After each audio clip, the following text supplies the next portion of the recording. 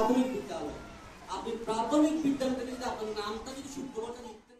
চট্টগ্রামে চন্দনাশে গাছবাড়িয়া মডেল সরকারি প্রাথমিক বিদ্যালয়ে শিক্ষার গুণগত মান উন্নয়নের লক্ষ্যে মা ও অভিভাবক সমাবেশ অনুষ্ঠিত হয়েছে। মঙ্গলবার ৮ অক্টোবর সকালে গাছবাড়িয়া মডেল সরকারি প্রাথমিক বিদ্যালয় কর্তৃক আয়োজিত বিদ্যালয় হলরুমে মা ও অভিভাবক সমাবেশে প্রধান অতিথির বক্তব্য রাখেন চন্দনাইশ উপজেলা শিক্ষা অফিসার মোহাম্মদ কবির হোসেন।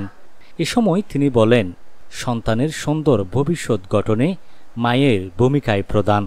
সন্তানের নৈতিক চরিত্র গঠন ও আনুষ্ঠানিক শিক্ষায় অভিভাবক হিসেবে মায়ের গুরুত্ব সবচেয়ে বেশি।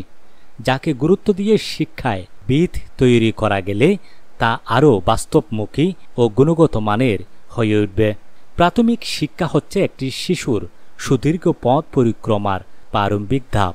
তিনি বলেন, মায়ের হাত ধরে একটি শিশু প্রথমবারের মতো বিদ্যালয়ের আঙ্গিনায় পা রাখে, তখন শুরু হয় তার নতুন জগতে পথ চলা।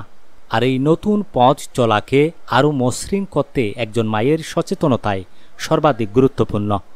একটি শিশু দিনের অধিকাংশ সময় বিদ্যালয়ে অবস্থান করে, সেক্ষেত্রে সহপাঠী ও শিক্ষকদের সাথে তৈরি হয় মিথক্রিয়ার অবারিত সুযোগ।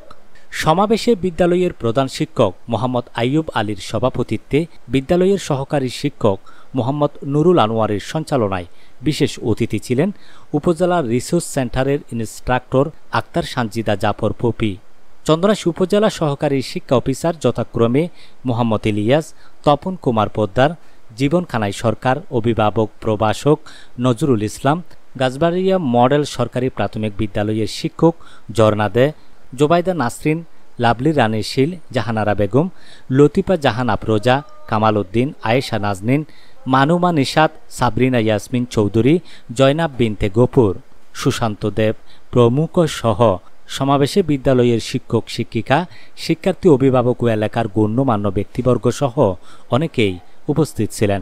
এ সময় বক্তারা শিক্ষার্থীদের উন্নত ভবিষ্যৎ গড়ার লক্ষ্যে অভিভাবকদের উদ্দেশ্যে দিক নির্দেশনামূলক বক্তব্য প্রদান করেন।